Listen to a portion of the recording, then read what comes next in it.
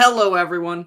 We are here for the first live show for the Dandelion Read Along, and we are kicking it off. We got one different guest for each show, and we're starting off strong with Jimmy Nuts. Oh, I can hear myself. You have it open in another tab. I my do. friend. Absolutely. I have the Rookie stream mistake. open another tab. How's everyone doing, and how are you doing, Jimmy?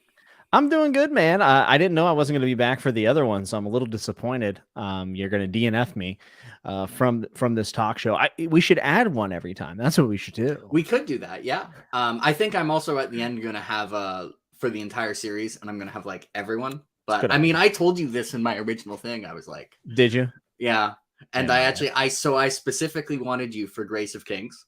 And the reason is actually like your enthusiasm for Grace of Kings before reading Wall of Storms, and like because I remember your Grace of Kings review being like, and your thoughts on Grace of Kings, and you commenting on Discord about how good it is, and then liking Wall of Storms even more. And I just thought you'd be an interesting person for Grace of Kings, here we go. Brother. I appreciate it. Here we go.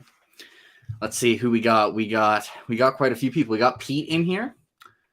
We got Ryan. What's up? Got John. What's up, fam? Let's go. Charmaine. Mitch is being held against his will to watch the stream, but we're actually just going to spoil things. So yes, it's in the title, but just in case, I'm going to say this is spoilers. It's only spoilers for Grace of Kings, because I haven't read past Grace of Kings, but we're going to spoil like the ever-loving crap out of Grace of Kings thoroughly and in detail. Okay, that's out of the way. So Grace of Kings, you had quite a bit to say in your review, and I am curious because one thing that was really interesting is the description of it as a slow burn. Because on one hand, reading it, like I kind of get it, but also if you list events, it's like one of the fastest books I've ever read in my entire life. Yeah, and that's the thing. It's like this is a grand epic in a lot of ways. And I could also describe this book as a tragedy in some ways. But for me, the reason why I ended up calling it a slow burn, and Bookborn would agree with me on this, is that we're really setting the stage in Grace of Kings. And towards the end, I don't know if you felt like this, but I felt like that. I said, okay, now the game begins. Like that's kind of how I felt. So it was a slow burn in the point of like getting through and leaping over these time periods in the story to really get to like the actual low level stuff. At least that's how I felt. So yeah, I did have a lot of people actually message me or comment and be like, slow burn, what are you talking about? So much stuff happens. And I'm like, yeah, but like, that's not the point. But the thing is, yeah, like you're kind of right. Like it kind of is a slow burn, even though like it probably has as much events. It felt like an entire series, like packed into a book. I described it as like a lot of authors have their two series, like Red Rising, Dark Age. And usually people like the second series more. So Ken Liu is just like, we'll just get this entire series like packed into this 600-page book. And the impressive part, like anyone can just have a ton of stuff happen, like just write stuff, but that like it's coherent. Yeah, sometimes sorry, I didn't mean to interrupt. No. Sometimes I feel like people mistake big things happening like or mentioned, because sometimes the Grace of Kings is just mentioned, and they take that for like plot moved entirely too fast. There was no build up to these things. We see this actually at a lot of criticism when it comes to House of the Dragon as well. And for me, and this is easier for me to say because I've read the whole series, but you do have to start to kind of look at the bigger picture of things. And now everyone knows that this is a 4-book series, 4 massive books. So you have to think about it in the sense of like, this is still a book 1, like it has to accomplish book 1 things. And Ken Liu just took it in a different direction than what most people do in modern fantasy. I feel like Bernard Cornwell also did this in Warlord Chronicles. He jumped long periods of time over a couple paragraphs. We'd pick up a chapter and it'd be 6 months later, these type of things. And there seems to be, and I think it's because that there seems to be buck back against this method of going through a book 1. And I think it actually stems from the fact that a lot of people consider themselves to be character readers, and they really want to be really tight knit to the characters, like in Stormlight or A Song of Ice and Fire. And it's funny because yes, that is the most popular way of telling your narrative, especially from a third person limited perspective, which is this is third person omniscient, which also is one of the reasons why the plot has to be relayed to you a little bit differently. But people believe that because it's different, that it's bad. And that's where I disagree. And I think like as readers, we should probably be able to, we have our are things that we like, right? We have our preferences, but to also be able to acknowledge and understand what an author is trying to do and the approach that they're taking to it is also really important. Doesn't mean you have to like it, but it's just weird when I see like objective criticism that it moves too fast and way too much stuff happens. And I didn't like any of the character. You know, we hear this about Malazan as well. Yeah, right? and it's funny because usually when you see criticism like that, you hear it the other way around. Like it's a lot more often when someone says like people are saying like, "Oh, it's indulgent," like it could have been shorter, and I'm like, yeah, the author knows it could have been shorter. Like they are aware of that. Not everyone is trying to tell a story at the pace that you think stories should be told. Like it's fine. Yeah, it's a deliberate choice. It's like it tilts me the most when people, instead of being like, "I think it should be shorter" or "I think it should be longer," go like, "Oh yeah, it clearly needed to be like edited differently. Need trimmed." Yeah, it needs to be edited differently, as if like, you know, it wasn't like the editor was like, you know, this could be shorter, and the author wasn't just like, yeah, obviously, like, no crap. Like, or this could be longer, and Ken Liu's like, yeah, I know I have enough plot, like more plot points than the Red Rising trilogy. I could do a Red Rising where I have like a trilogy that is Grace of Kings, and then a trilogy that is like the next 3 books. But I didn't want to. Yeah, and it's also like you say this part should have been trimmed, but that might have been someone else's favorite part. Yeah, which that happens to me all the time. Like someone will be like, "Oh, this book could have been so much shorter," and I'm like, "But like it's one of my favorite books ever. Like if it was shorter, I'd probably be like, this is pretty good." Like I don't want it to be shorter. I'd like it less. Yeah.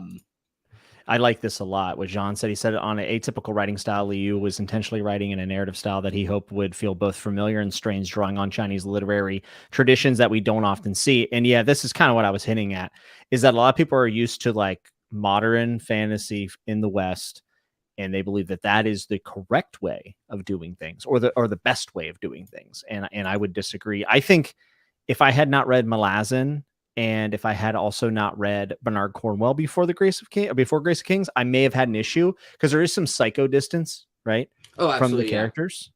But it didn't bother me at all. Yeah, I mean, I enjoy, if you had to ask me like what my preference is, it's generally being more deep in characters' heads.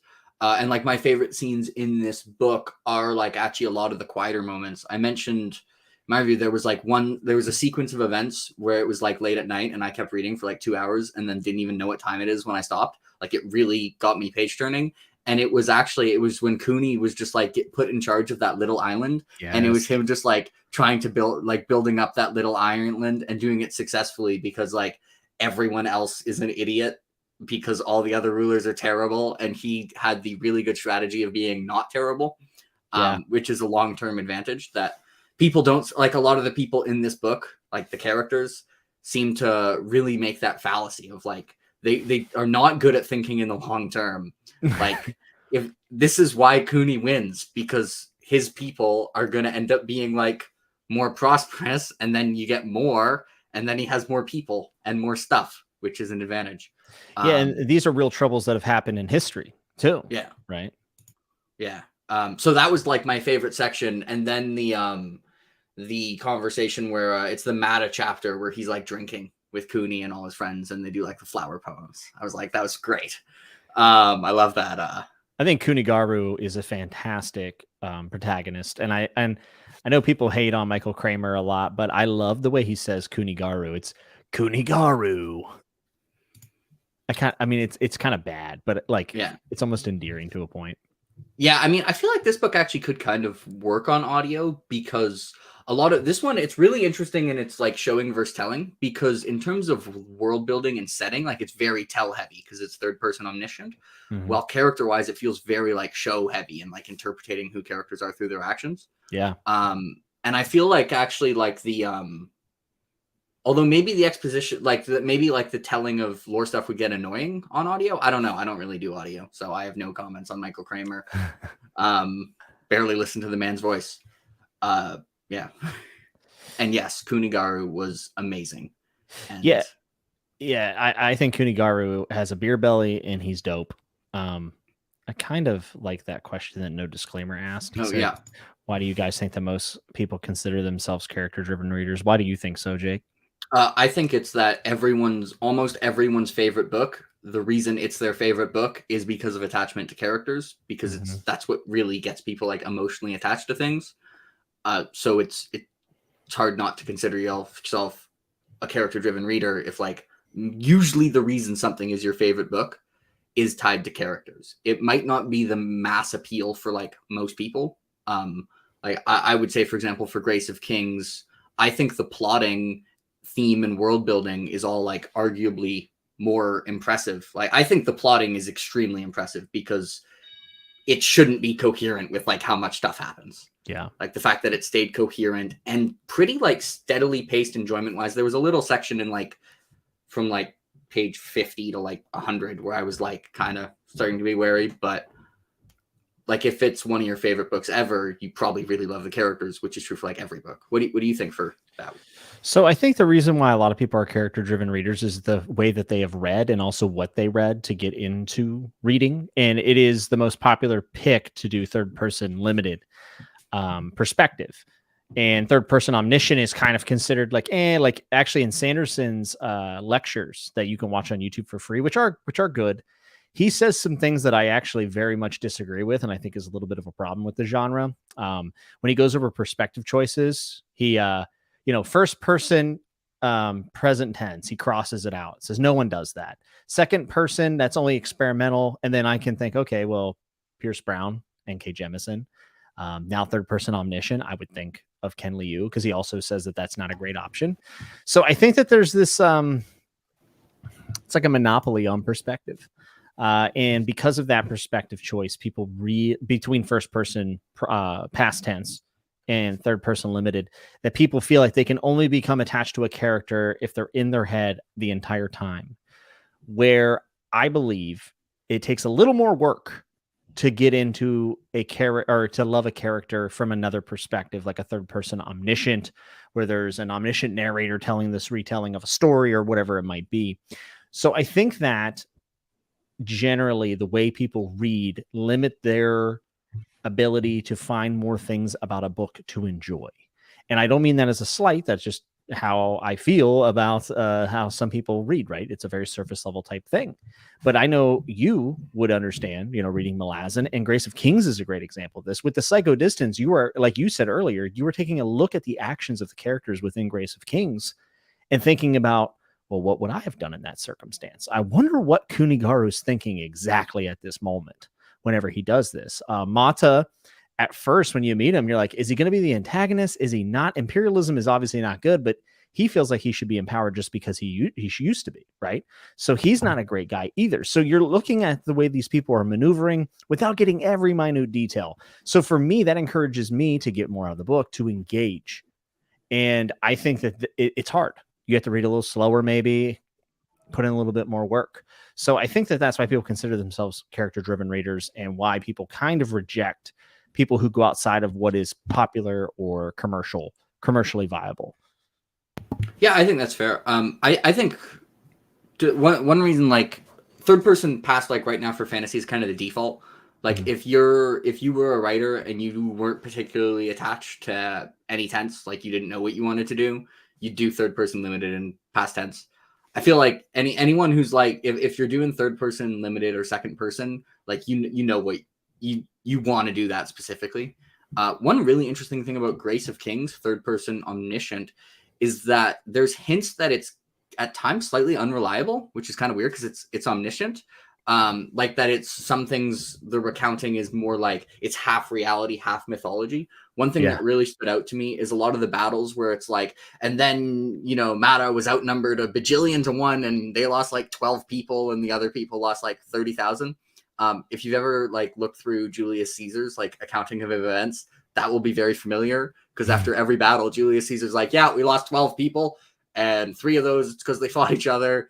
And they lost like 17 billion and we captured them all and we were great. Like there's a battle with Pompey where it's like, really, Caesar, you lost 200 people and they lost 36,000. Really? And I think there was some of that with Mata where it's just like I don't think those are the real numbers, where it's like, if you had like a objective third person narrative. So it's a weird omniscient, because omniscient kind of implies like it's being accurate, but I think it's lying to us at times.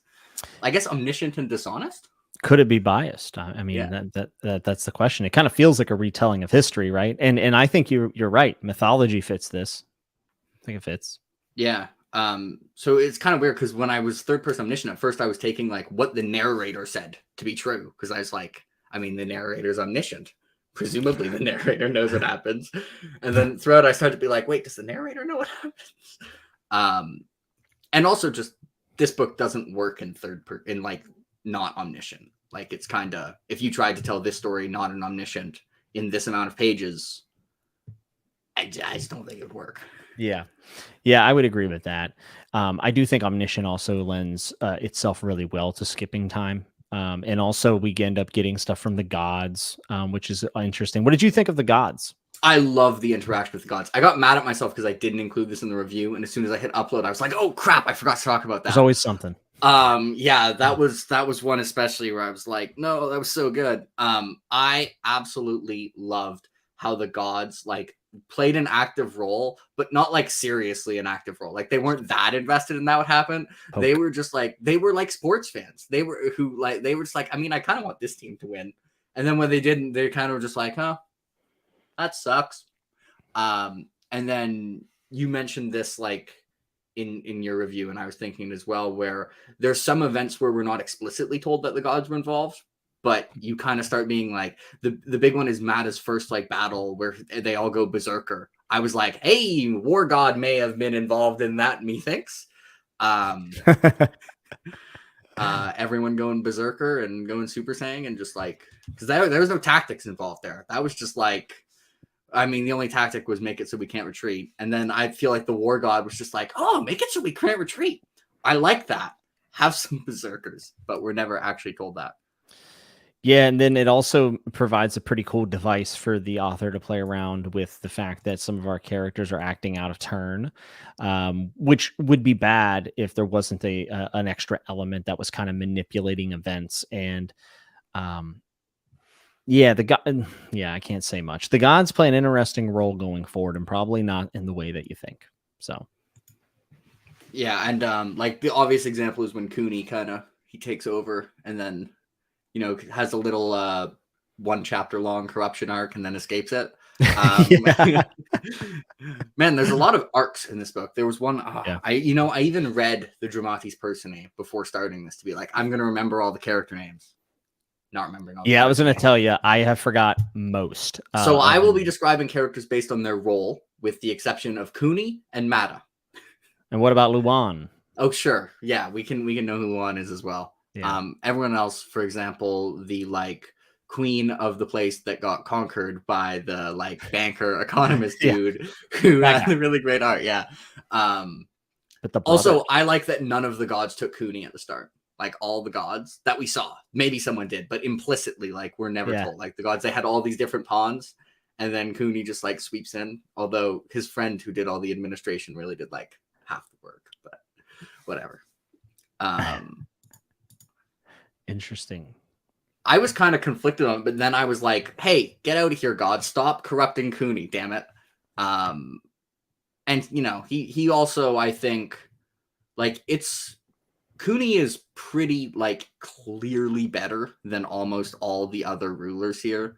Like I don't think anyone could make a case in the Cooney versus Mada war that like Cooney's not perfect, but I don't think you can make a case that like Mada's the good guy or even the better option. No, he's cooler though. He is cool, and he killed 173 people by himself and took over a castle, and doesn't even need a shield. It probably wasn't 173. That's what I'm thinking. I don't believe the narrator. Sounds like some gut stuff from Berserk, honestly. Yeah. See, I think Mada, also he's like 8'3". Like I think Mada is like I think there's exaggerations. I think Mada he was probably like 6'9", and he probably was like the rapper? really good at fighting. No, like he was NBA tall. I don't think he was 8'3". And I don't think he killed 173 people by himself. What do you think? Do you think he killed 173 Yeah, I'm a believer. You're a believer? Yeah, I'm of the Church of Mada. Let's go. Okay. Man, Mada's a really interesting character as well. Yeah, it's a... Yeah. A lot of people were upset that they didn't get more Mata after this. I mean, he's ever so slightly dead, right? Yeah, he is not breathing anymore. Yeah. And we have to think about like everything that we've seen in this world going forward. You know, obviously you haven't read on, but like, how do you think Mata's death is going to affect Dara? I'm not sure. Because the thing about like Mata is this is why I'm glad the mythology thing exists. Because at times I was like, wow, he really like things were not as hard for him as I feel like they could have been. In terms of like how hard it was to be successful. And part of me wonders like, so there's only one example where I was like actually kind of annoyed. And it was the first battle between Mata and Cooney, where Cooney outnumbers him like a bazillion to one. And he like does the fake charge in and then they airdrop. I loved it. So the thing that annoyed me is like, then later it cuts and apparently like the army that was outside the city routed. And I was just like, wait, so they were all standing outside the city, and then people airdropped, and they just like ran away. Why didn't they turn around and attack the city? Like, see, but this is you. This is you to a T, though. Yeah, like you're the battle details guy. The thing is, I liked all the other ones. Like all the other battles were really cool, and I was like, oh, nice. But then that one, I was just like, what's going on? I don't know if that makes sense. But yeah, you know, he's got some cool swords. Yeah, but that one that was one of the only ones where I was just like, really? Were you shocked that Mata ended up dying? No. No, I can't say this, damn it. I'll DM you what I was about to say later. But I kind of a little bit through. I not a little bit through. I somewhat early on was like, okay, this feels like the Mata Cooney bromance is not going to last just due to how unflexible Mata is. Yeah. So I was like, we're either going to see character development, or I kind of thought this is going to end up being like Mata against Cooney a little bit like relatively early on, which actually I saw a couple people get annoyed, like, but the thing that caused them to fall out was just miscommunication. Like it was. Yeah, but the thing is, the reason I wasn't annoyed by that is like they were going to fall out anyways. Also, Mata isn't exactly like the most mentally sound guy. Like he's not sitting there logically going, well, you know what? I don't think Cooney would ever do such a thing. Like that, that's not Mata. That's not in his personality. It actually makes 100% sense that he would take something wrong. Absolutely. Yeah. Like it was totally in character, which I mean, I'm not as annoyed by the miscommunication trope as like 98% of people, it seems like. Yeah. And I mean, it is a trope, right? Because like it's being used as a device, but like in this circumstance, it's not like, I don't know. I don't get that criticism, to be honest. I think it's really in character. It was in character. I mean, I think miscommunication is often in character. That's why it doesn't annoy me. Like a lot of characters I like are like petty and not very smart and don't communicate well. Yeah, you know, and that this is like a beside or an aside. Is it an aside or a beside? An aside. Aside, I think. It's an aside. But man, am I tired of people using tropes as a way to criticize a book? Oh my God. Yes, I am as well. Especially, I feel like this may be a video series by me in the future. Because I think a lot of the time, like there's tropes that are generally considered bad, and now people just take anything associated with that as bad. But the trope was considered bad, like originally, for a very specific reason. Yes. And a lot of time, the execution of that like doesn't actually follow that specific reason. So I'm like, you're just saying it's bad because it's this trope, but it's not doesn't actually have the flaw that is normally associated with it, which is probably a thing for miscommunication that could be labeled here because like it totally made sense. Yeah, and just because you don't like something doesn't mean it can't be done well.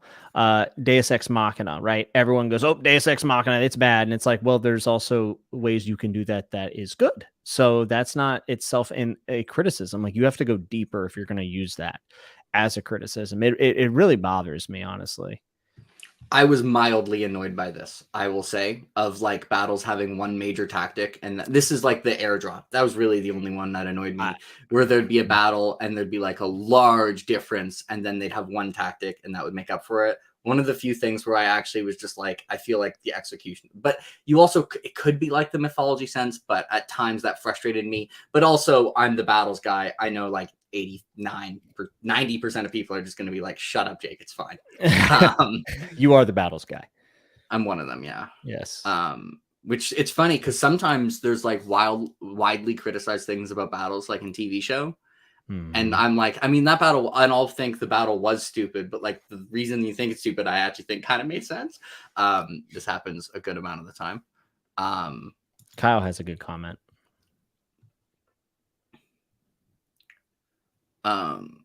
Yeah, Kyle has a good comment. What a strange sentence. I'm kidding. So for the record, I agree with Kyle most of the time. And actually, you know, any criticism, well, 90-something% of criticisms of Kyle are ironic. Oh man, Princess Kokomi. This is the name. This is who I was talking about earlier, Princess Kokomi. That was like made me be like, I gotta read the Paper Menagerie. Like, yeah, short story writing Ken Liu. Kokomi, Mata, Finn, and Marana piece of the plot was absolutely tremendous. There's a ton of commentary in there that honestly right now is escaping me because it's been a while. But like the fact that was such a devastating scene and will have like a ripple effect, dude. Yeah, I mean, I get it. There are a lot of people who don't like it. Like, no, screw those people. The Kokomi stuff was fantastic. I thought the Kokomi stuff was probably the best part of the book, other than the brothers. The brothers at the end being on opposite sides is just a tale as old as time, since war, right? And civil wars. And it never ceases to be something that really tugs on my heartstrings and makes me think a little bit more. You know, Ken Liu is a short story writer, and there are like little short stories plugged in here, you know, plot points that could have been by themselves even great short stories, you know? Yeah, and he really he kills a lot of characters in this book. Like a lot of characters in this book. And a lot of them are killed relatively shortly, like after their introduction, and it never felt cheap to me. Like the characters who he knows, he knew Kokomi was gonna die probably like very early, but he didn't shortchange Kokomi. Like he really I was really looking forward to following Kokomi for like the rest of the series, and then it's like, yeah, a bit shocking. One of the things I see when people talk about how so much stuff happens in the book that they don't care about any of it is that this person died and I didn't care, and it's like, yeah, well, people die every day and you don't care. Like. Is that not kind of also part of the story in a way? Like we're moving through history and these people have passed. Like, yeah, I don't know. And there were plot lines that like got interrupted by other people's plot lines because there was the guy who had like a vengeance pact against the emperor. He was like, I'm going to kill the emperor. Yeah. And then, he's dead. He's dead. Oh, I don't know. I loved it. It was great. Yeah. I love that part. Like too often we see someone set out a goal and then like it's usually like one of these, right? And then they get to the goal. Like that's a story for the most part. Yeah. But like, what about the people that just failed doing their best? Like I need more of that in fantasy. Yeah. And that's one thing that you can say about this book is that he does mess with a lot of the stuff that we're used to seeing in a fantasy book that is, 700 pages or whatever it is, and takes a unique thing. Like I've never really read anything quite like Grace of Kings. Yeah, I mean, and by the way, Lucas, I think the comparisons are pretty fair. Like, there's actually, so I knew from the 2 minutes of Jimmy's review I read before I watched it that he was comparing something in Grace of Kings to Lions of Our Song, and I got back, I had to go rewatch it because I felt like there could have been like 6 things that are being compared to Lions of Our Song. I was like, which one was he comparing? And I think it's fair. I think, I mean, like prose wise, they're kind of similar. Storytelling wise, I think they're pretty similar. Like they're both very different from most other authors I've read, and I think they're both more similar to each other than they are to like everyone else I've read. I think there definitely are a few differences. I think Ken Liu has people in positions of power in general is less competent than Guy Gavriel Kay. They both have people who are competent and are incompetent. Ken Liu very much is like the default is like if we have a person in power, like they're probably going to be like pretty clearly not very good at their job. While Guy Gavriel Kay definitely has like more people who are actually like either doing their best and succeeding or like doing a reasonable job and just put in like a really tough circumstance, which as a fan of Aurelian, the Roman emperor, who most people are like, who the hell is Aurelian? Well, if you want people doing a competent job, but just being in really bad circumstances, he's my guy for that. He's your guy. Yeah. Also, the thing is, so about the series title, spoiling the end of book 1, obviously Dandelion Dynasty. Dandelion guy has a dynasty. To be fair, I wasn't smart enough to put this together. And also, like, Dandelion could be a metaphor for other people. Like, yeah, it was probably going to be the case, but whatever. Didn't bother me. But there are some lines, man, like in the first book, but also later in the series that are like, oh man, like there's such good quotes to kind of wrap up the thoughts of the series. It's really fun chatting about book 1 too, you know, because like I just did all the talks and stuff for the finale, and like remembering what laid the groundwork for that makes me appreciate, like, Grace of Kings got better the further I got away from it, which is something Daniel Abraham also does. Like his book 1s always get better. You look back, and this is also going to probably be the case for House of the Dragon. Like I think we'll be in like season 3 and 4, and we're going to look back and be like, how did they set all this stuff up in season 1? That's crazy. And that's how I feel about Grace of Kings. And I find myself like almost wanting to reread Grace of Kings the most. And I could just like stop there because, like, you know, Jin, Gia, Cooney, like all these people that are there, and just knowing stuff that happens, it's pretty wild. Yeah, like for example, I know, and this is not going to be a spoiler, this is something like that has been vaguely hinted at, that there is a character I know who I don't hate yet, who I will end up hating. And I've been told I will never guess who that person is, and I have given my one guess that it was like I wouldn't have guessed otherwise. I was like, who's someone who I can't picture hating, who it's vaguely possible. And one of the most conversatable antagonists I've ever read in a series. Without a doubt. Like when you're done, you're going to want to talk about it. Yeah, that's what Kyle told me. Yeah. Mm-hmm. Well, we'll talk about it for the Speaking Bones talk because I got Kyle for that. Oh yeah, this is a question from Darmok, or his actual name is Isaac. This person. Whatever. Okay. Yeah. So what I would say about book 2 is, and a lot of people will say this, is that Grace of Kings is much different than a lot of the other books in the series. And I agree, like the other 3. The thing I would say is don't be in a rush. Like you're going to meet some new characters. You're going to spend some, like the first half of Wall of Storms is very different in the fact that it's actually really close to a couple characters. So you're going to get some intimate time. And I know some people will want to see the immediate fallout of Grace of Kings, but like you kind of have to ride with it. If you're a Malazan reader, you'll be fine. I should say if you enjoy Malazan, you'll be fine. That's true, because if you hate Malazan, you might not be fine. The thing is, like, I actually, if Wall of Storms like goes in and things fall apart immediately, I'm going to be annoyed because Cooney should be a more like competent ruler than these other people have been. Mm-hmm. So like it should last, his dynasty should last more than 5 minutes before there's 26 rebellions. Yeah, and also remember the people that are around Cooney, because Cooney, one of the main points of Cooney's reign here, or I shouldn't say reign, but like one of the main points of him winning this battle is the fact that Gia told him to weaponize the ones that were held down the most and oppressed the most by Mata. Hey, let's use the women, let's use the children, like let's use these people. So he has really great counsel around him.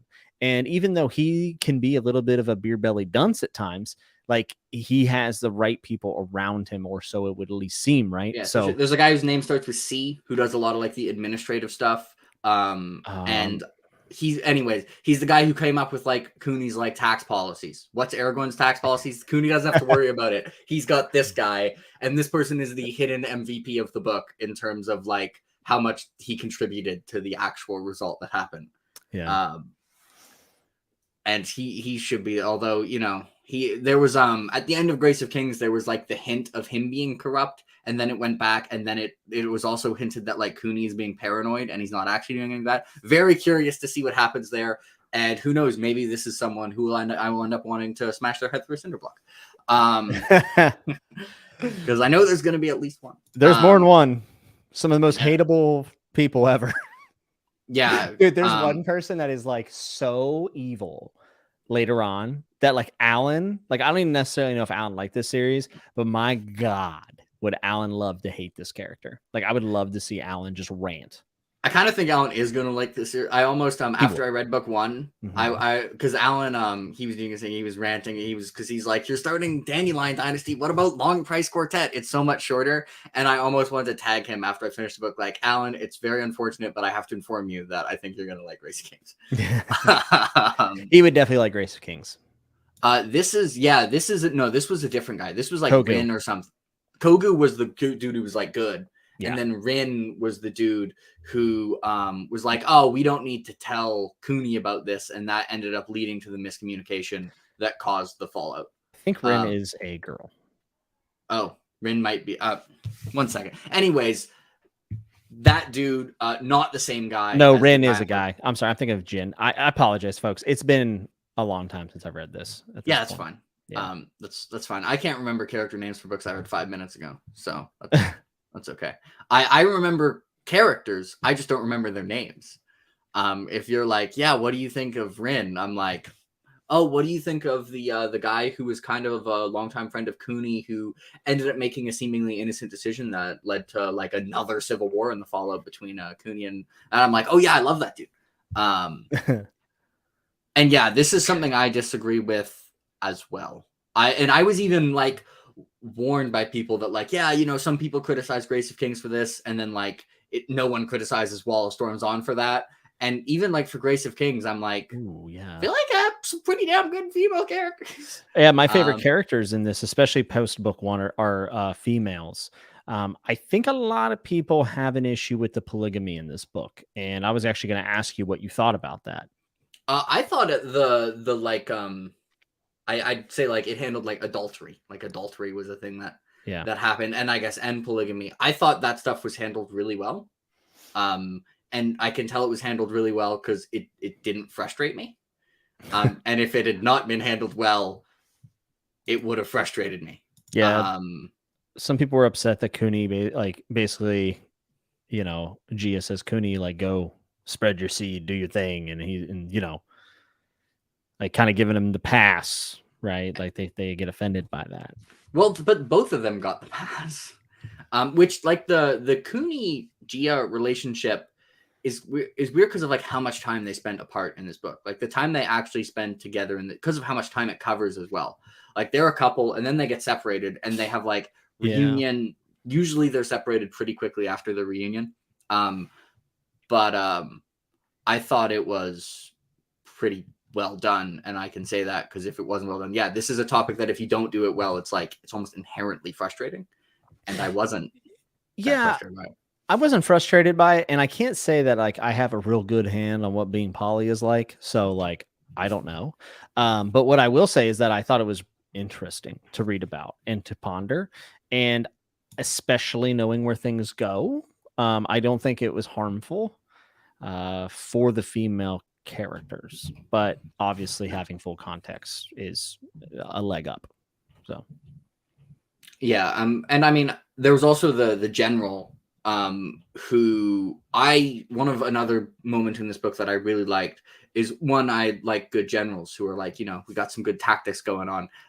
And she conquered like a bunch of stuff while technically being like under Cooney, and people encouraged her to be like, hey, you actually have enough power. You could, it could be like 3 different empires now. And she was just like, no. To quote Jean-Luc Picard, but actually the character Jean-Luc Picard, the line must be drawn this far, no further. And she was like, no, like at some point someone has to actually like reward loyalty and not just betray people like as soon as it's convenient. And I forget her name, but I thought she was a fantastic character, and that came from like Gia encouraging Cooney to, Jin, right? That was Jin. Jin, yeah, I think so. Yeah. Someone also know the name. People are better at remembering names. Jin Mazzotti, absolute legend in Dara. My question, Kyle, I'm assuming by this you mean like the character you hate the most, not your least favorite character to read about. Because I know. So I have Kyle on for Speaking Bones, and the reason I have Kyle on for Speaking Bones is when he was like 3/4 of the way that book, I'd seen him like complaining about a bunch of stuff. And then he got to the end of the book and he was like 10 out of 10, one of the best final books in the series I've ever read. And I was like, I really want to know how that happened. So that's why Kyle's on for Speaking Bones. Yeah, I think Kyle and I had very similar thoughts about Speaking Bones. I mean, I didn't think Cooney got a pass, but like Cooney just did less bad things than other people. But Cooney is, compared to the other leadership options like he's fighting against, I said I don't think you can make a case that any of them didn't suck. And Cooney's pretty good. Okay. So he was asking Kyle, what do you think of? What do you think of Luan? So Luan, was my guess for person who I would never predict would be hateable that would become hateable. And so this was only because I was told like you'd never predict it, because Luan in this book is very likable. But I think if there is a red flag with Luan that I could be slightly concerned about, and him being kind of a foil, is he really encourages people to take like a pretty violent path quite a bit. And he just seemed like he's not going to be the person. Like, as soon as Cooney does something he finds disagreeable, I could see Luan being like, well, I was wrong. I guess I have to take down Cooney now. And also, I think like he's competent enough. He could be a really frustrating foil to a degree that Matta isn't. Because Matta is frustrating just because of like, it feels like if you fight him one-on-one, like you're going to lose 100% of the time. While Luan is like so tricky. And like it could feel like he's always like going to be more resourceful than you are. Yeah. I thought Luan's entrance is one of the more unique entrances of a character I've read. Yeah. I mean, yeah. And also calling people out from the Discord. I saw someone complain about the opening line, which is like there's like a white bird sitting there and like it flaps its wings periodically. And it was like, that's an unnatural way to describe a bird flapping its wings. And I was like, that's because it's not a bird. It's supposed to feel unnatural, damn it. Yeah, because it's not really a bird, right? Yeah. Like it's actually a hint. Yeah, it's a really good front line because it right away gives you a hint without telling you that like something is off with this bird. Hey, you should probably pay attention to what's going on. I agree with this. So I think the narrative might be biased to be pro Cooney, but I think like if the narrative is biased enough that like the actual truth is that Cooney is reasonably bad as like the other people, like that would make it so biased that it be to the point of like, why am I even reading this? This comes up with unreliable stuff all the time. It comes up with Fire and Blood. There are some people who like basically are just like, Jaehaerys is terrible. Aegon 4 is actually good. Like it's all a lie. And I'm like, what's the point of it then? It happens with Book of the New Sun, where people are just like, Severian is lying about everything. And I'm like, Book of the New Sun literally has a line from someone other than Severian where like that even people who are liars still tell the truth most of the time just because it's easier and keeping track of lies is hard. So I'm always very, very, same thing with Kingkiller Chronicle, anything. It'll be like, oh, he's unreliable. I'm like, is everything unreliable? Then why are we reading this book? So I'm always basically don't buy that anything is going to be like so unreliable that the story we got is almost like the opposite of what actually happened. So I do think that when you're in a historical sense, that it is interesting to consider the sources. Yeah, for sure. And that's not to say like Fire and Blood obviously is unreliable. I'll say Fire and Blood might be actually the best example of that because like it's a history book. Like it's not even a narrative really, Grace of Kings has a little bit of those vibes. Yeah. Sure. And I mean, Grace of Kings actually, if I think like if I were going to pick a comp, like the most similar book, it would be Lions of Our Song, just because they have like actually do a bunch of things kind of similarly. Yeah. But the other would be Fire and Blood. It's almost like it's like Fire and Blood plus a normal fantasy, like an epic fantasy narrative divided by 2. Like it's halfway to Fire and Blood with a whole bunch of Eastern inspiration. Yeah, I mean stylistically, like in terms of narrative style. I have a question.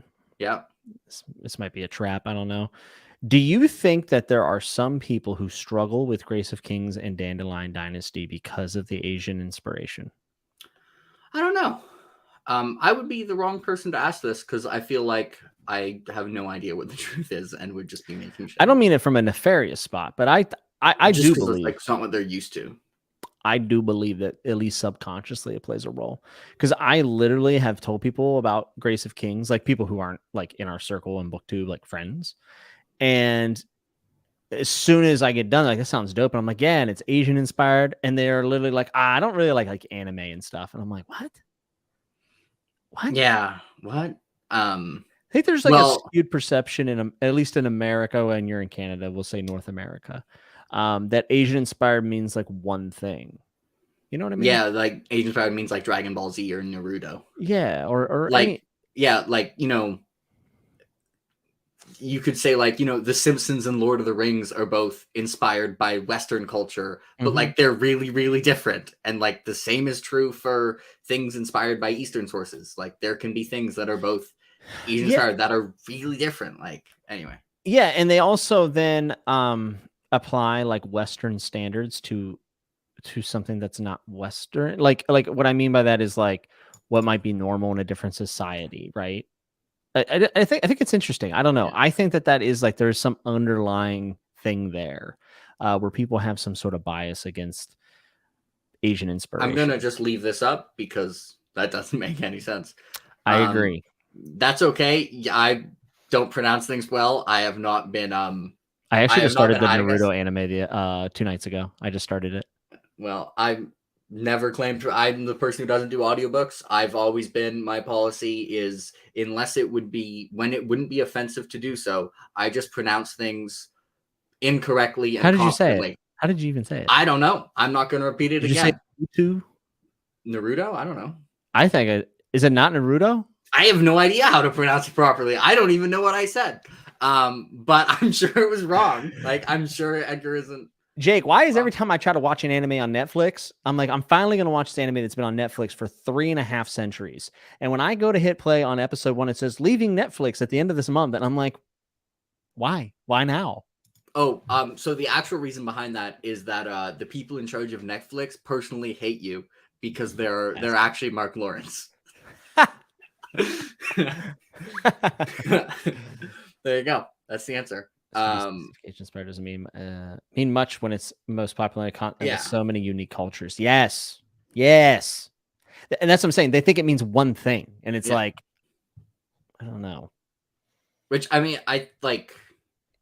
Yeah, I haven't had that happen because I feel like I'm mostly in like the fantasy circle where people are kind of like, when you say it's inspired by some kind of cultural setting that isn't medieval Europe, I generally see people being like, yes. And then in my head, I'm like, hey, your definition of medieval Europe is pretty wide because, I mean, there's a lot of things that I feel like aren't that medieval Europe that just get defaulted to medieval Europe. Like if it has swords and it's not specifically based on a culture other than medieval Europe, it's medieval Europe. Like Stormlight Malazan, Wheel of Time. Like all three are not medieval Europe, but get called that.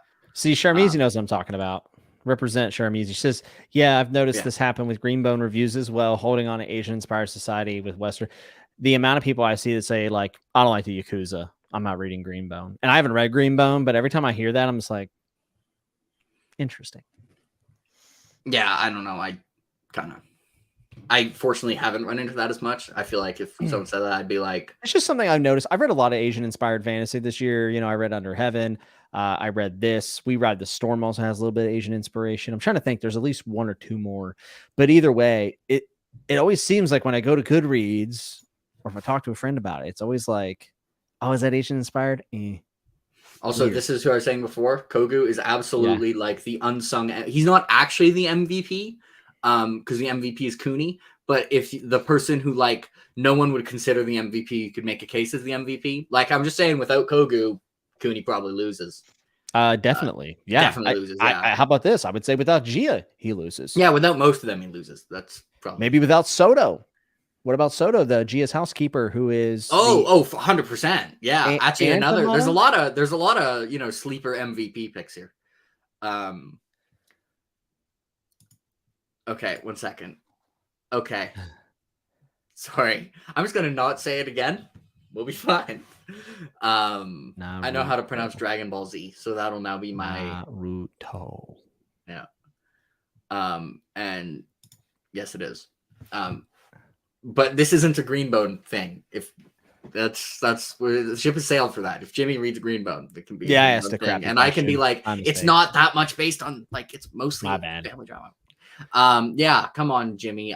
There was an implicit contract here that we would not go off topic because I never go off topic in my live shows. Ever. Please do not fact check me. Yeah, I did this big thing about quesadillas at the beginning of my Gardens of the Moon review, and it takes like 2 minutes to get to the review. And someone commented today and put, just so everyone knows, the review actually starts, and he put a timestamp. Great review. I compared it to quesadillas for 2 minutes. Yeah, well, the quesadilla stuff was important. I don't know if think Brian actually read Grace of Kings, but Brian is a unique individual, so we're just gonna ignore Brian. He's Brian's vibing, bro. He was busy liking Mad Ship and Ship of Destiny, so we'll let it go. Yes, don't know. We're gonna. Can I delete this comment? Put user in timeout. No one's seeing that comment. Drew's reading the Grace of Kings. Hello, nice. Drew. What's up, Drew? We'll be happy to have you. There's gonna be 3, maybe 4 more of these because there's gonna be Wall of Storms with RJ, Veiled Throne with Bookborn, and Speaking Bones with Kyle, and then hopefully the series with like as many people as I can possibly get. Everything. I'm gonna invite everyone. All of Dara. Yes. Soto. Yeah. Also the MVP. A few MVPs. Yes. Crap, there's something I was going to ask you, and now I can't remember what it was. That's unfortunate. My mistake. No, it's not. It's my brain. It's doing its best. Oh, okay. Oh, I can see that because the entire group definitely, like, it's really the sense that, like, everyone is important. And the heroes are the engineers, as Bookborn will tell you. Yeah, and the only person who isn't a sleeper MVP candidate is Rin, because Rin almost is really... Well, I mean, Mata and Cooney, like, they would have fallen out eventually just because how differently they see the world and how inflexible Mata is, but he sped things up. Yeah, he does translate 3 body. Yep, at least one of the books or 2 of them. Yeah, it's funny because... my copy of book 1 says translated by Ken Liu, and I thought that was the one he didn't do. So I'm very confused. What's going on? Maybe my memory is bad. Whatever. That's not relevant. Crap. What was the thing I was going to ask you? I'm so annoyed that I can't remember it. Whatever. Eventually this will end and I'll be like, DM it to you. I haven't watched it yet, but I will because it's Bookborn, and I'll watch. She's one of my favorites. Bookborn video, except the one that had overrated in the thumbnail. I didn't watch that one. That's like the only one though, or the spoiler ones. This is really gonna annoy me. Whatever. I'll remember it in like a week. And be like, oh yeah, this is what I was gonna ask you. Was it about Soto? Was it about Kogu? Yeah, we can. Kogo. Sorry, I keep calling him Kogu. Kogo. I mean, I will say, I feel like a lot of like the characters we're talking about is like the end conflict. It takes a long time for you to like realize. It really starts off like with this is about the Mata Cooney bromance. That's right. And I really like the Mata Cooney bromance. I remember because it's like about overthrowing the emperor, but then they do it. Yeah, and then they do it like 3 more times. Yeah. I actually like. I thought the speaking for actual competent leadership, the like business dude, like the tax collector, was pretty cold. Like he was an ass, but at least he should get credit for like actually being effective at what he's trying to do. Oh, one of the funniest scenes in this entire book. This actually about a third of the way in the book, I was like, wait a second, is this a satire? Because of this scene. And it's like the original guy who took over makes like the white caps and then to like keep an eye on everyone else, and then makes the black caps to keep an eye on the white caps, and then the gray caps to keep an eye on the black caps. I loved it. Like legitimately one of the funniest scenes I've read this year. Like I put the book down and I was laughing out loud. If I read that in this room, if I was reading that scene on the bus, everyone would have thought I was a crazy person. I forgot about that scene. It was funny. Like this book like has some really good satire. Like it's hilarious at times. Oh, yeah. Another hilarious scene. The rebel leader, like the guy who was an outlaw, another kind of hidden MVP. The guy who was an outlaw in his first point of view, specifically is like, yeah, but if I ran into patrols, I can usually just like killed their leader in 1-on-1. And it's Mata's coming. Oh yeah, it's a horse. This is a horse. That was hilarious as well. Man, I also laughed when it's like the guy's like, I can beat it 1-on-1, and he's about to fight Mata. And and you're just like, you poor bastard. You poor bastard. Is Mata actually 8'3"? Who knows? 18'7". Yeah, he's 4 pupils, almost as tall as RJ. Oh man. Although one advantage Cooney has is general intelligence. Hey, come on. So I like Viserys 1. I'm a Viserys 1 mini defender because I've seen some people in like ranking the Targaryen monarchs put him like second last, which I think is silly because they're being consequentialist and saying like all the bad things that happen, he dies. It's his fault, so he's the worst. And I'm like, okay, that's partially his fault, but like, no, you can't solely blame it on him. Come on now. He's not even the worst Viserys. Yeah, true. Although the worst Viserys was never actually king, so he is the worst Viserys king. He got a crown though. He got a crown fit for a king.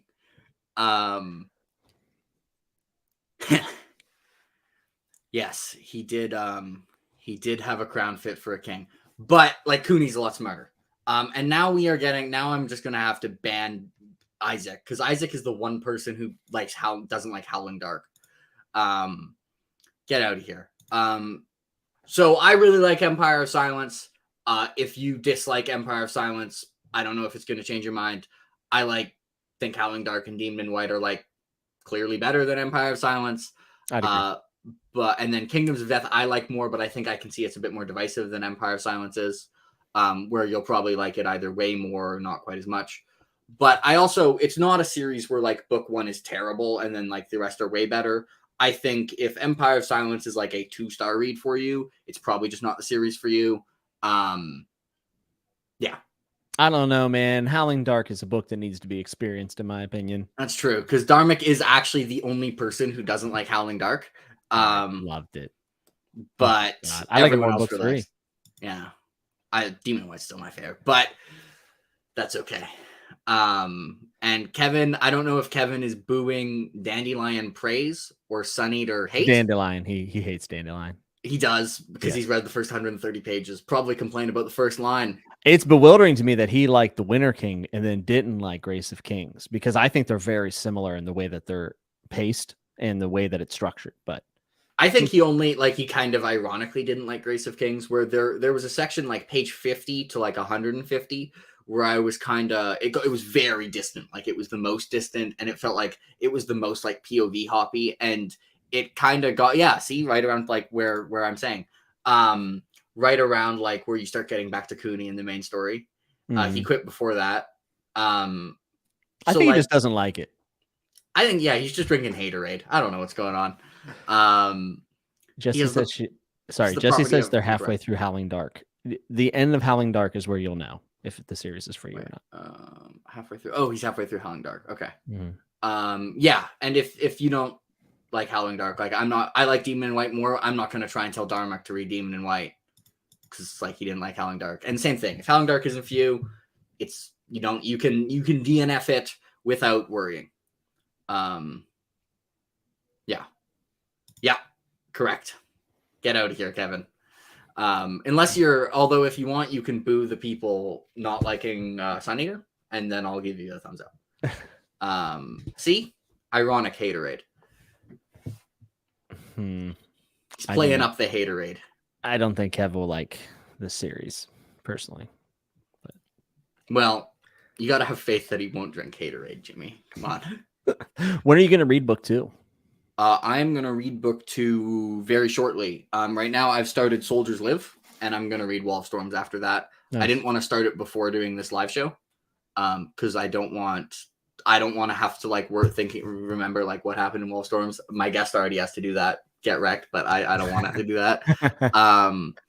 And so I'm going to start it as soon as I'm done whatever I'm reading now. Nice. And I'm excited. Well, do Dandelion on. Wait, do you just like Michael Kramer? I don't know. He's fine. I mean, like, he has times where he grates me, but Kev does not like Michael Kramer. So yeah, I was asking if Kev was a Michael Kramer hater. If you don't like Michael Kramer and you don't like the series, it's a recipe for a bad time, because Michael Kramer is very dry. So yeah. Yeah, this just isn't the series for you, brother. Yeah, you'll be fine. Whatever. You can leave this. That's fine. Wall of Storms is so good. I'm excited. So good. I'm very excited. All right, let's see. We're an hour in. I haven't remembered what I wanted to ask. I'll come up with it in 2 weeks. It was totally a good question. Yeah. Oh, I was going to ask, because I know we actually, one of the things, this is the thing that made me feel about a hater, because I had one thing that I considered a con that you specifically praised, which was how the dialogue is handled. And I wanted to know if you thought what I said was fair, or if you think I'm drinking haterade. Because it's like, it does the style of dialogue it's going for pretty well. I felt the dialogue was slightly like abridged. I described it as like, if I had a conversation with someone and then I went to someone else and someone asked me like, hey, what did you talk about? If I then recounted it, where it's like, I would recount it with everyone speaking like and conveying information much more efficiently. But I wouldn't actually describe it like how people talk. That's how I described the dialogue. Do you think I was drinking haterade, or would you say that's fair? No, I think I probably chalk it up to it being a recounting. Okay, yeah. But no, dialogue is one of those weird things. You know, sometimes it depends, because sometimes great dialogue is not how people talk. You know what I'm saying? Yeah. So, no, I think that's fair. Okay. Like, thinking back on the series with like my, I don't have any recency bias or anything. It's one of those things where, like, if you asked me today, like, what would I say are the best parts of Dandelion Dynasty? I don't think I would bring up the dialogue. Okay. So I probably don't feel as strongly about that as I did, but it's also different because when I do reviews now, I try to think about pieces like what in the batter made the cake, right? And that is far away removed from my like subjective, this is the shit kind of moment, right? So it's hard. I would have to honestly go back and read some of the dialogue to see how I feel. So do you have any, we'll answer this. Do you have any favorite lines that stand out? I don't know if I could remember a specific line, but I feel like I've talked about a lot of my favorite moments. I remember I really loved the end of chapter 4. I don't know why that sticks out in my brain, but I remember really enjoying it. Yeah, I think you read that. Is that what I read? Yeah. I think my favorite scene, which actually I might be able to remember the line, is chapter 22. And I went because I looked at my reactions, and it's like Mata and Cooney drinking, and Mata, like, they all picked a flower that represents themselves, and Mata picks like the royal one, and then there's a line about like how it could apply to both of them. I forget what the line was exactly. I remember that it was gas. Yeah, he also uses nature. Yeah, like this termite-infested logs before a heavy axe. Like, there's always some form of nature being put in there, and I think that that's very intentional. Oh, here's something we forgot to talk about. Submarines. This book had submarines. Bro, it gets way more ridiculous. Just wait. Submarines were pretty cool. Nah. There's some stuff that's gonna, like, you're gonna eat it up. Like, all right. Submarines. Let's go. The submarines were pretty cool. Dude. The way they are described, like, I was like, I think this actually might be vaguely plausible. I feel like it's probably not, but I don't know enough to say that. It's in his world, and it works. He actually takes the time to go through it. Now, there are moments later in the series where I got little derailed by some of the engineering stuff, but I think you will love it. Rhythm of War fans, let's go! Yeah. All right. This is gotta go admit, Ryan, that's a pretty damn good line. No, Kevin, go away. We can't stand you disliking the submarines. We don't want you here anymore. It's probably Ken's main form of transport, IRL. That's how he goes around. The narwhal submarines. Can you imagine? No.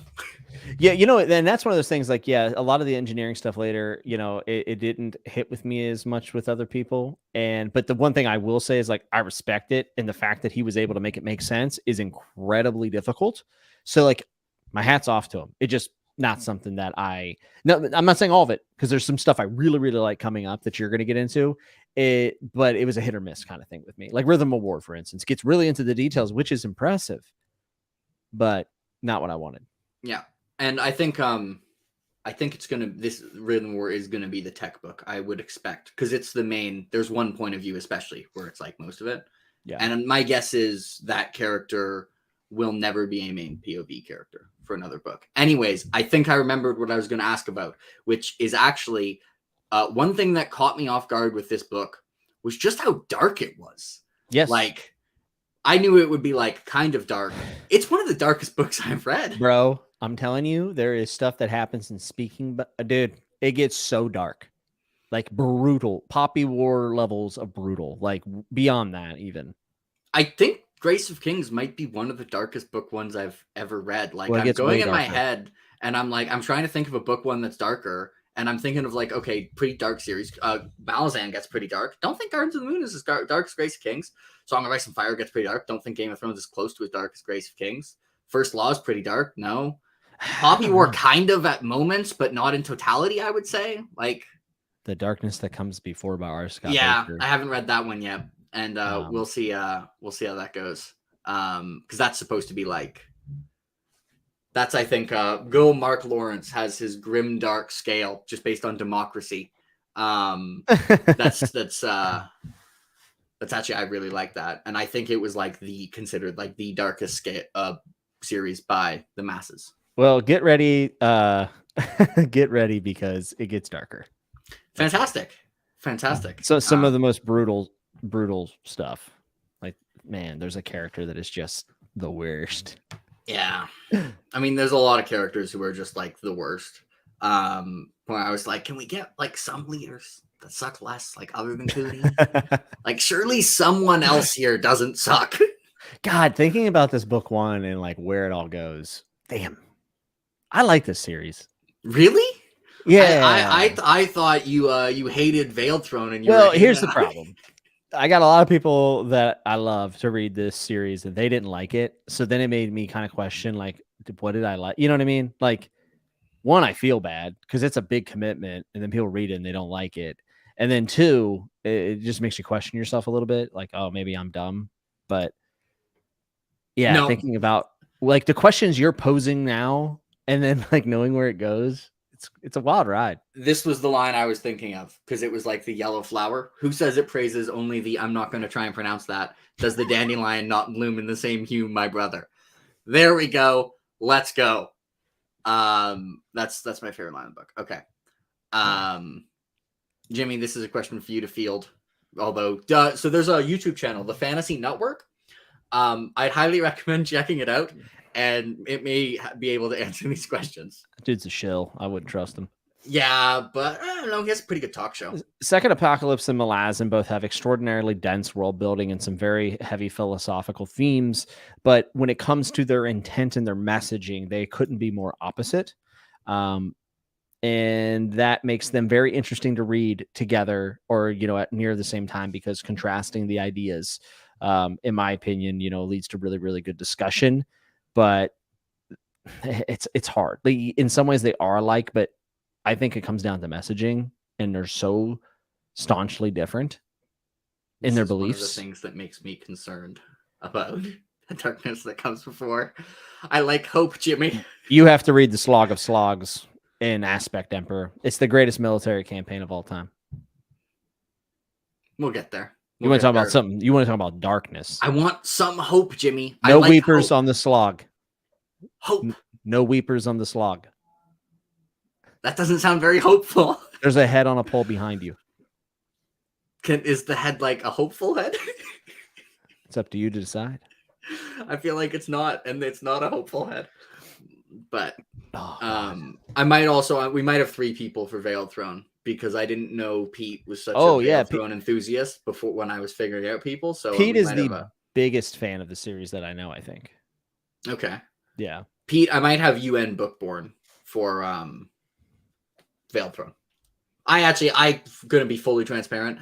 I only I picked Bookborn for Veiled Throne as petty revenge because she's had me on one live show ever, which was my least favorite first law book. So I was like, for Veiled Throne, I was like, well, Veiled Throne's everyone's least favorite, Bookborn. There you go. That's really, really funny. I've never seen someone talk about Darkness Becomes before without praising the prose beauty, but who knows, maybe it's even better than that. There's a head on a pole behind you. That R. Scott Baker probably has the best writing I've ever read. Yeah, I mean, even the biggest Guy Gavriel K stan, Nicholas Ames. Yeah, but like, I didn't like what he said though. Yeah, he didn't like when he said he can't tell a coherent story to save his life. Yeah, he said basically like it has no idea like what's going on, and I couldn't disagree more. It's just like it's really heady stuff. Like he messes with the bicameral mind and a ton of different philosophy. So like to me, that's not fair. Like when I heard that, it made me want to read Nicholas Ames less. Like I know that's probably a little petty, but I think he would also consumed alcohol on that stream, to be fair. Well, fair enough. But yeah. And because this was coming from something like, I think he's given every Baker book 5 stars. Well, then that's just disingenuous. All right. Yeah, Jimmy with the offer beef, still Mark Lawrence's enemy. Now he's Ames's enemy. Yeah, that's disappointing to hear. Oh well. Anyway, one day you'll become every author's enemy.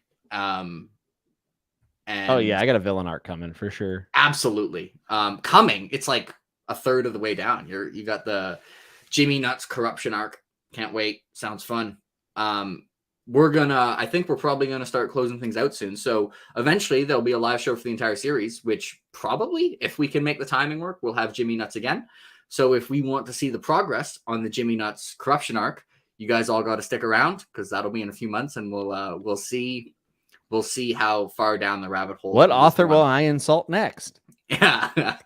No, not what author you will insult. What author will you have beef with? Yes.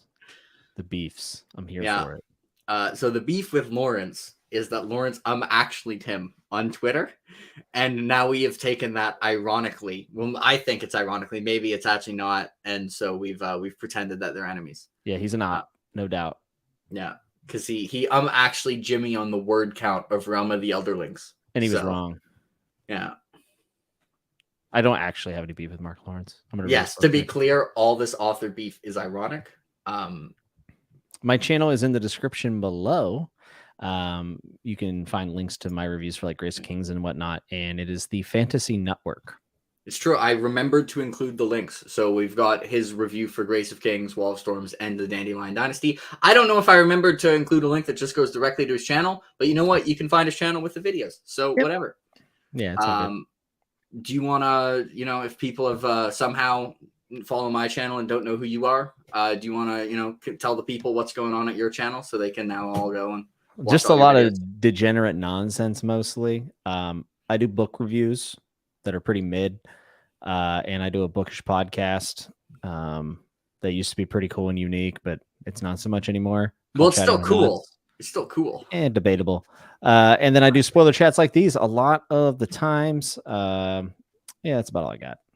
Man, I feel like your pitch for the channel wasn't as good as your pitch for this book, but okay. I'm gonna say I'm depressed, Jake. Fine, I'll pitch Jimmy's channel. So Jimmy has a lot of book reviews, and he really does a good job of balancing like spending enough time that you have in depth and have a good idea of whether you'll read a book, and also having it not be 40 minutes like my reviews are.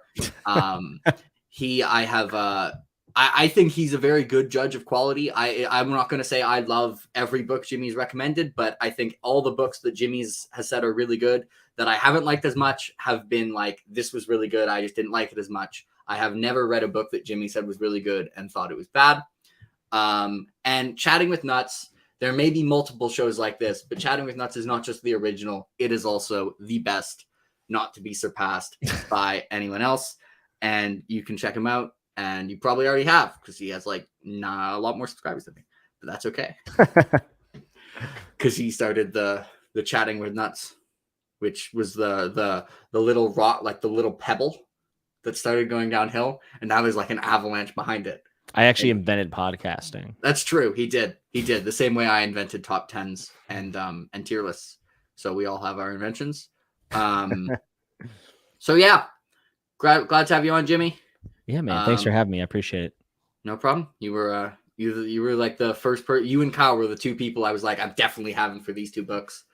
You're opening it up the live shows. I'll maybe see you for the closing one. I hope so. Unless the beef is with me for your corruption arc. No, never. This is a good choice. We had our beef over Best Served Cold.